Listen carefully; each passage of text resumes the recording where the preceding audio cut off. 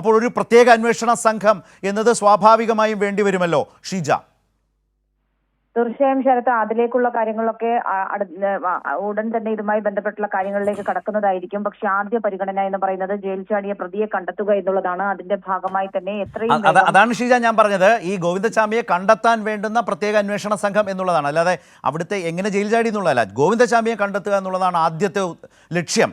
അതിലേക്ക് വൈദഗ്ധ്യമുള്ള പോലീസ് ഉദ്യോഗസ്ഥരെ രൂപപ്പെടുത്തി പ്രത്യേക അന്വേഷണ സംഘം എന്നത് സ്വാഭാവികമായി എനിക്ക് തോന്നുന്നു അതിൻ്റെ ഒരു പ്രാഥമിക ഘട്ടം ഇതിനോടകം കഴിയുകയും അവരിൽ പലരും ഈ അന്വേഷണത്തിലേക്കും തെരച്ചിലേക്കും പോയിരിക്കാനും ഇടയുണ്ട്. കാരണം രാവിലെ 1 മണിക്കും അല്ലെങ്കിൽ അർദ്ധരാത്രി 1 മണിക്കും 2 മണിക്കും ഇടയ്ക്കും മറ്റുമാണ് ഇയാൾ ചാടിയിരിക്കുന്നത്, ജയിൽ ചാടിയിരിക്കുന്നത്. 5 മണിക്കാണ് ജയിൽ അധികൃതർ ഇത് അറിയുന്നതെന്ന് പറയപ്പെടുന്നു. അങ്ങനെയാണെങ്കിൽ അത് കഴിഞ്ഞ് ആ സമയത്ത് തന്നെ പോലീസിലേക്ക് വിവരം പോയിട്ടുണ്ടാകാം. ആ നേരം മുതൽ കഴിഞ്ഞ മണിക്കൂറുകളൊക്കെയും പോലീസിൻ്റെ അന്വേഷണം നടന്നു വരുന്ന സമയവുമാണ്. ഷീജ പറഞ്ഞ പോലെ DGP തന്നെ കണ്ണൂരിലുമുണ്ടല്ലോ. തീർച്ചയായും DGP കണ്ണൂരിലുണ്ട് എന്നുള്ളത് കൊണ്ട് തന്നെ ശരത്ത്, എത്രയും വേഗത്തിൽ കാര്യങ്ങൾ അദ്ദേഹത്തിന്റെ നിയന്ത്രണത്തിൽ തന്നെ, മേൽനോട്ടത്തിൽ തന്നെ മുന്നോട്ട് പോകും എന്നുള്ള കാര്യം കൂടി ഉറപ്പാണ്.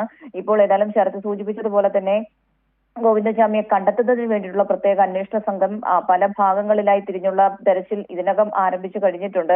അതിനൊപ്പം തന്നെ 2ാം ഘട്ടം എന്ന നിലയിൽ ഇതിൽ ഉണ്ടായ വീഴ്ച സംബന്ധിച്ചുള്ള കാര്യങ്ങൾ പരിശോധിക്കുന്ന കാര്യവും സർക്കാരിന്റെ പരിഗണനയിൽ തന്നെയാണ്. നിലവിലേതായാലും പ്രത്യേക സംഘങ്ങളായി തിരിഞ്ഞുകൊണ്ട് ഉള്ള തെരച്ചിൽ ഊർജിതമാക്കിയിട്ടുണ്ട്.